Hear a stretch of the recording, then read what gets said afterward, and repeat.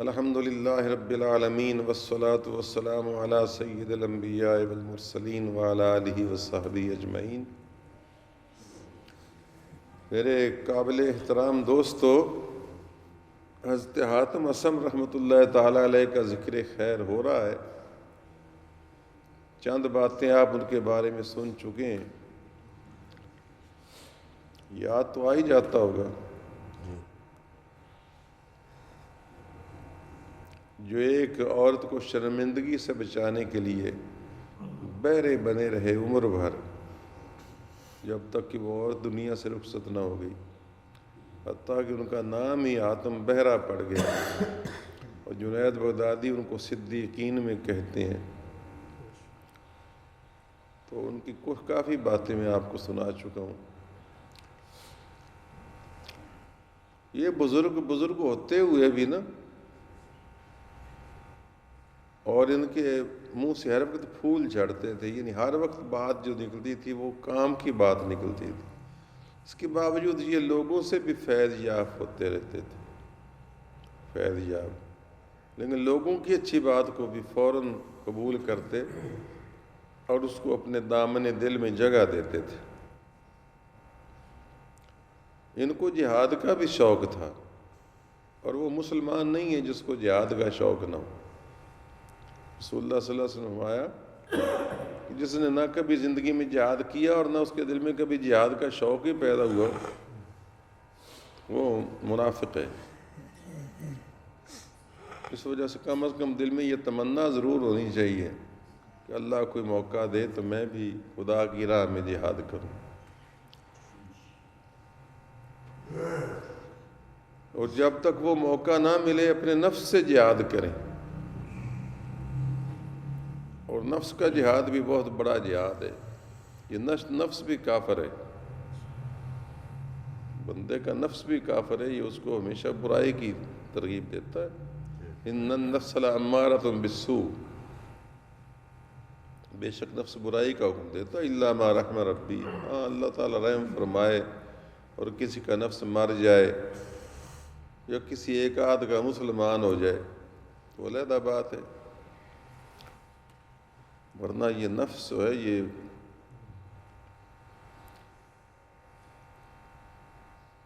سخت کافر ہے۔ یہ ہمیشہ منفی اور نافرمانی کی ترغیب دیتا ہے۔ آپ دیکھتے نہیں، کوئی بھی شکار ہو، کھیل تماشا ہو، لوگ بغیر اشتہار کے ادھر بھاگے چلے جاتے ہیں کہ نہیں؟ اگر کون لے جا رہا ہے، اور ادھر منادیاں کرتے ہیں، اشتہار دیتے ہیں، کہتے ہیں، سنتے ہیں، مجبور کرتے ہیں، واسطے ڈالتے ہیں، پھر بھی گنتی کے چند بندے آتے ہیں۔ تو کون؟ وہی نفس ہے، اس کو فطرت نہیں، اس نفس کو، ہر بندے کا نفس سوائے رسول اللہ صلی اللہ علیہ وسلم کے۔ تو آپ کا نفس اللہ تعالیٰ نے مسلمان کر دیا۔ آپ نے فرمایا فلا یامرنی الا بخیر، وہ مجھ کو نہیں حکم دیتا مگر خیر کا، ورنہ فقیر نفس مار دیتے ہیں، مسلمان نہیں ہوتا، یہ مار جاتا ہے، مسلمان نہیں ہوتا۔ اب مار کر مردہ ہو جائے تو پھر وہ اس میں جان ہی نہ رہے تو علیحدہ بات ہے، اس کو مارنے کے لیے بڑی بھوک، بڑی چلا کشیاں۔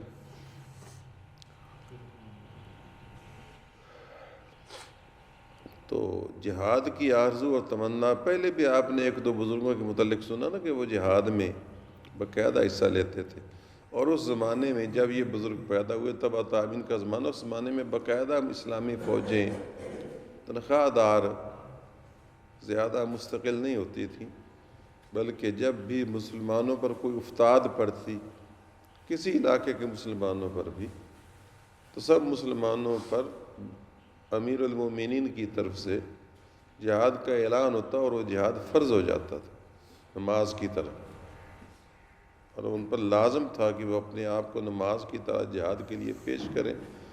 پھر بادشاہ اسلام ان میں سے جتنوں کی ضرورت محسوس کرتا، جیسے جیسے لوگوں کی، ان کو جہاد میں شریک کر لیتا، اور باقیوں کو پیچھے دوسری ذمہ داریاں برداشت کرنے کے لیے چھوڑ دیتا۔ تو اس طرح جہاد ہوتا تھا، اور پھر ان کو باقاعدہ تنخواہیں بھی نہیں ملتی تھی، بلکہ مال غنیمت میں سے جو ان کے نصیب میں حصہ آتا وہ آ جاتا، باقی وہ ثواب تھا، وہ ایک فرض کی ادائیگی تھی۔ جس طرح ہم نماز پڑھتے ہیں تو کوئی تنخواہ تو نہیں نہ لے کر جاتے، تو جہاد عبادت ہے، تو عبادت کی کوئی باقاعدہ تنخواہ تو نہیں ہوتی تھی۔ البتہ یہ ہے کہ جب اللہ تعالیٰ نے کرم فرمایا اور وسائل زیادہ ہو گئے تو پھر باقاعدہ بھی ان کا ایک وظیفہ مقرر کیا گیا، وہ اس لیے نہیں کہ تمہیں کو یہ جہاد کا بدلہ ہے، بلکہ اس لیے کہ جو جہاد میں رہتا تھا مستقل، پھر ظاہر اس کو بال بچوں کے اخراجات کے لیے، پیچھے ضروریات کے لیے کچھ مدد درکار ہوتی تھی۔ تو حضرت حاتم اسم رحمۃ اللہ تعالیٰ علیہ نے ایک مرتبہ امیر المومنین کی طرف سے، جو اس وقت کے بادشاہ اسلام تھے، جہاد کی ضرورت پیش آئی، لام بندی ہوئی، تو انہوں نے بھی ارادہ کیا کہ میں جہاد میں شامل ہوں۔ تو انہوں نے اپنی بیوی سے کہا، کیونکہ یہ شادی شدہ تھے، وہ بزرگ تو پہلے گزر گیا نا، جن کا ذکر میں نے کیا کہ انہیں شادی نہیں کرو، تو شادی شدہ تھے، تو انہوں نے بیوی کو کہا کہ میں راہ خدا میں جہاد کے لیے جا رہا ہوں، اللہ تعالیٰ شاید مجھ کو شہادت نصیب فرمائے، تو آپ بتا دیں میں آپ کو کتنا خرچہ مہیا کر کے دے جاؤں، کیونکہ بال بچے کا خرچہ بھی تو بندے پر لازم ہے، گزارے کے لیے جتنا بھی ہو سکے اس کو دے جائے۔ تو ایسوں کی بیویاں بھی ایسی ہی ہوتی ہیں۔ انہوں نے کہا آپ مجھ کو میری زندگی کے لیے خرچہ دے جائیں، جتنی میری زندگی ہے اس کے لیے تو خرچہ دے جائے نا۔ پھر انہوں نے کہا وہ زندگی تو میرے قبضہ ہے، قدرت میں نہیں ہے، پتہ نہیں کتنی ہے کتنی اللہ تبارک و تعالیٰ ہی جانتا ہے۔ انہوں نے کہا اگر زندگی آپ کے قبضے میں نہیں تو رزق بھی آپ کے قبضے میں نہیں، اللہ تعالیٰ مجھے رزق دیتا رہے گا، آپ راہ خدا میں جہاد کو جائیں۔ تو جیسے متوکل شوہر تھے ویسی متوکل بیوی تھی۔ اب ایسے لوگ کہاں سے ڈھونڈ کے لائیں؟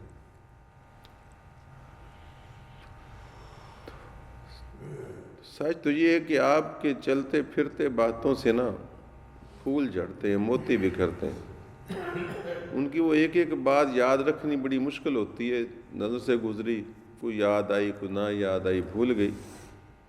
پھر بھی جو اس وقت میرے ذہن میں آ رہی ہیں، ایک بار کسی نے ان کے سامنے ذکر کر دیا کہ فلان شخص نے یہ بڑی دولت جمع کر رکھی ہے، جمع کر لی ہے۔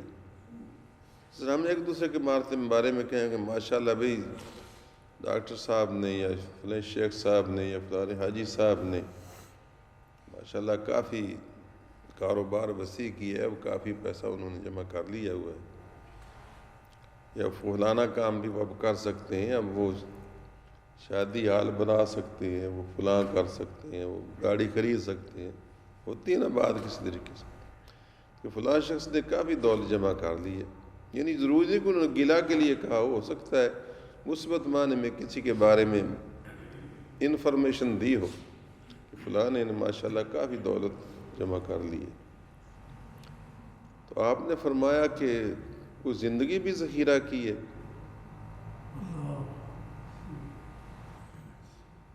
وہ زندگی کا بھی ذخیرہ کر لیا ہے کہ نہیں؟ تو اس عجیب و غریب سوال پر وہ سارے حیران سے وہ کہنے لگے جی کہ زندگی کا ذخیرہ تو کوئی کیسے کر سکتا ہے، وہ تو اللہ تبارک و تعالیٰ کے پاس ہے، جتنا دے کسی کو، تو جی ہم زندگی تو جمع کر کے نہیں رکھ سکتے۔ تو فرمایا کہ اگر دولت جمع کر لی اور زندگی جمع نہیں کی، زندگی کا یعنی اس کو کوئی بھروسہ نہیں، زندگی کے لیے کوئی گارنٹی نہیں ہے، تو اس کی دولت جمع کرنا کس کام کا؟ تو آگے فرمایا کہ مردوں کے لیے دولت جمع کرنا بے سود ہے۔ جو بندہ مردہ ہے اور کسی وقت بھی مردہ ہو سکتا ہے، تو اس کے لیے تو دولت جمع کرنا بے سود ہے۔ یعنی زندگی گارنٹی ہو تو پھر دولت جمع کرنے کا مزہ آتا ہے۔ مثلا جی مجھے یا آپ میں سے کسی کو 5 سال جینا ہو، پکا پتہ ہو، تو 5 سال کے لیے دولت جمع کرے تو مزہ آ گیا نا، کہ چلو 5 سال تو بڑے آرام سے گزریں گے اور عیش و راحت میں گزریں گے۔ اور اگر 5 سال کے لیے دولت تو جمع کر لی اور زندگی 5 دن کا بھی پتہ نہ ہو، گارنٹی نہ ہو، تو بڑا عمق ہے کہ اس نے مردے نے، جو کل کو مردہ ہو جانے والا ہے، اس نے احمق نے پہلے ہی کل کو تو اس نے مرنا ہے، اس نے 5 سال کی لیے دولت جمع کر رکھی۔ تو دیکھیے کیسی ایک سادہ سی بات میں سب کچھ چھپا ہوا ہے، پتہ نہیں سمجھ آیا کہ نہ آیا ہمیں۔ اسی طرح ایک روز کسی نے حضرت کو کہا کہ جی آپ بڑی خاص الخاص ہی نماز انداز سے پڑھتے ہیں، ہم سے تو پڑھی نہیں جاتی، آپ کس طرح ایسی نماز پڑھتے ہیں کہ دیکھ کر بندے کو رشک آتا ہے۔ فرمایا کہ تم بھی پڑھ سکتے ہو؟ فرمایا جی بتائیں کہ کیسے ہم پڑھیں؟ فرمایا میں تو ایسے پڑھتا ہوں کہ جب ظاہری وضو کرتا ہوں تو ساتھ باطنی وضو بھی کرتا ہوں۔ انہوں نے کہا باطنی وضو کس کا؟ فرمایا وہ توبہ کا وضو۔ جب وضو کرتا ہوں ظاہر دھوتا ہوں تو توبہ کے ساتھ باطن کو بھی دھوتا ہوں، یعنی سچے دل سے، ایمان و یقین کے ساتھ اپنے گناہوں سے، اپنی سابقہ حالت سے توبہ کر لیتا ہوں کہ یا اللہ مجھ کو معاف کر۔ آنسوؤں کے ساتھ جو توبہ کی جاتی ہے پچھتاوے اور ندامت کے ساتھ، تو اس سے گناہ معاف ہو جاتے ہیں نا اندر والے۔ تو ظاہری آزاد ہوتا ہوں اور باطن سے توبہ کرتا ہوں، توبہ کے وضو کرتا ہوں۔ اچھا جی، پھر میں نماز کے لیے کھڑا ہوتا ہوں تو اس یقین کے ساتھ، اس خیال اور تصور میں کھڑا ہوتا ہوں کہ میرے سامنے کعبۃ اللہ اور مقام ابراہیم ہے، دیکھا ہوا تو ہوتا ہی ہے، میرے سامنے کعبۃ اللہ اور مقام ابراہیم ہے، ان پر میں نگاہ رکھتا ہوں، اور اس یقین کے ساتھ کہ اللہ تبارک و تعالیٰ میرے سامنے ہے اور اسرائیل علیہ السلام میرے پیچھے ہیں۔ موت پیچھے ہے نا بندے کے لگی، اسرائیل علیہ السلام میرے پیچھے ہیں اور اللہ رب العزت میرے آگے ہیں۔ مقام ابراہیم اور کعبۃ اللہ میری نگاہوں میں ہے، اور دائیں طرف میرے جنت ہے، بائیں طرف میرے دوزخ ہے۔ یہ تھوڑا سا میں اگر ہلوں جلوں تو ادھر جنت میں بھی جا سکتا ہوں، ادھر دوزخ میں بھی گر سکتا ہوں، اور نیچے میرے پاؤں کے نیچے پل صراط ہے۔ پل صراط سے جو گزرنے والا وہ کتنی احتیاط کے ساتھ کھڑا ہوگا۔ پھر کہتے ہیں کہ ادب کے ساتھ، تعظیم کے ساتھ اللہ اکبر کہتا ہوں۔ دوسرا اللہ تعالیٰ کی عظمت کا دل میں صبر و یقین، جب اللہ اکبر کہتا ہوں تو میرا دل بھی گواہی دے رہا ہوتا ہے کہ اللہ سب سے بڑا ہے، کوئی بادشاہ، کوئی شہنشاہ، کوئی طاقتور، کوئی ہستی اللہ سے بڑی علم میں، حلم میں، قوت میں، طاقت میں، قدرت میں نہیں۔ اس طرح اللہ اکبر کہتا ہوں، اور پھر ادب کے ساتھ قیام کرتا ہوں، اور عز و نیاز کے ساتھ رکوع و سجود کرتا ہوں، حلم کے ساتھ اتحیات کا ادا بیٹھتا ہوں، اور ہیبت الہی کو دل میں رکھ کر قرات کرتا ہوں۔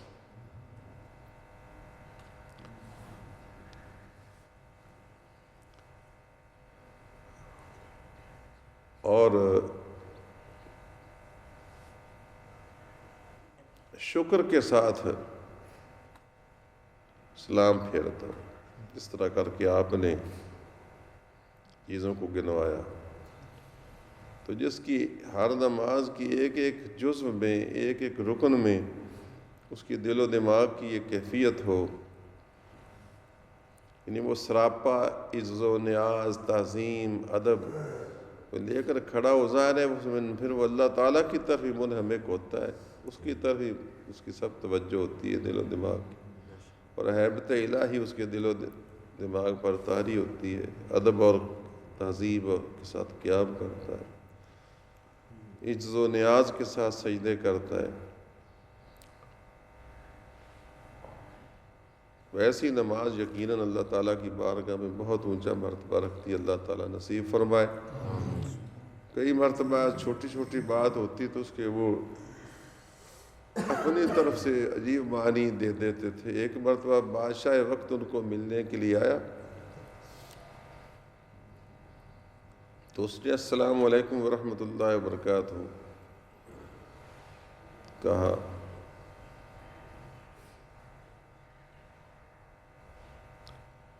یا سید الاولیاء کہہ کر کہ اولیاء کے سردار آپ پر سلام ہو۔ تو آپ نے فرمایا وعلیکم السلام یا سید زاہدین، اے زاہدوں کے سردار تم پر بھی سلام ہو۔ وعلیکم السلام یا سید زاہدین، اے زاہدوں کے سردار۔ تو وہ حیران سا ہو کر بولا کہ حضور میں کہاں کا زاہد ہوں، میں تو دنیا دار شخص ہوں۔ وہ آپ کو پہلے زاہد کا معنی بتا دوں۔ زاہد کہتے ہیں جو دنیا کی حرص اور لالچ نہ کرے، آپ جانتے ہیں نا اس کو کہتے ہیں عابد زاہد۔ بابا صاحب کو کہتے ہیں نا کہ وہ زہد الانبیاء تھے، انہیں نبیوں والا زہد تھا، زہد میں دنیا سے بے رغب تھی، اور جو تھوڑی سی دنیا پر بھی راضی ہو جائے، مطلب چاند لقمے روٹی پر ہی راضی ہو جائے زیادہ جوڑنے سے۔ تو زاہد کا جو حقیقی معنی ہے نا، یہ دنیا سے بے رغبتی بھی مرادی ترجمہ ہے۔ اصل میں زاہد کہتے ہیں اس شخص کو جو تھوڑی سی شے پر راضی ہو جائے، قلیل پر راضی ہو جائے۔ تو اس نے کہا حضور میں زاہد کیسے ہو گیا؟ آپ تو ماشاءاللہ زاہد ہیں، لیکن میں زاہد کیسے ہو گیا؟ میں تو بادشاہ وقت ہوں اور دنیا دار ہوں۔ تو آپ نے فرمایا کہ تو اس طرح زاہد ہے نا کہ اللہ تعالیٰ نے قرآن کریم میں فرمایا قل متاع الدنیا قلیل، ان کو کہہ دو کہ دنیا کا یہ ساز و سامان بہت حقیر اور معمولی ہے، تو یہ اس دنیا پر راضی ہو چکا ہے، اس متاع قلیل پر دنیا پر راضی ہو چکا ہے، اور جب کہ میں آخرت کا طالب ہوں، اور آخرت کو اللہ نے خیر و ابقا فرمایا کہ وہ بہت بڑی شے اور ہمیشہ خیر ہی خیر اور ہمیشہ باقی رہنے والی ہے۔ تو میں نے اس معنی میں تجھے کہا تو نعت تشریح کرواتا، چونکہ اس نے آپ کو ایک طرح سے تعریفی کلمات کہے نا، اس نے تو شاید اخلاص سے ہی کہے ہوں گے، لیکن آپ کو وہ شاید اچھے نہ لگے ہوں، لیکن آپ نے اس کو طریقے سے اس کا جواب دینا چاہا، لیکن اب اس نے چونکہ پھولنا شروع کر دیا تو ہم نے پھر بتا دیا کہ تو زاہد اس طرح ہے، سمجھ آ گئی کہ دنیا کی اس قلیل اور کمینی دنیا کی حقیر متاع پر تو راضی ہے اور آخرت کو چھوڑ رکھا ہے۔ تو زاہد وہی ہوتا ہے نا جو قلیل پر راضی ہو جائے، اور یہ ساری دنیا ہی قلیل ہے، تو اس دنیا کی حص و ہوا میں تو اپنا سب کو چھوڑ بیٹھا، اور میں حریص ہوں مگر آخرت کا حریص ہوں نا۔ اس کی مثال یوں سمجھیے جس طرح میں کہوں کہ بھئی ہم بھی حریص ہیں، رسول اللہ بھی حریص ہیں، لیکن ہم تو دنیا کے حریص ہیں نا، رسول اللہ امت کے فائدے کے حریص ہیں، تو وہ لفظوں کی تو مناسبت۔ تو اس طرح کی صاحب علم گفتگو کرتے ہیں، اور آپ کے اس طرح کے ارشادات جو ہیں وہ بہت ہی قیمتی ہیں۔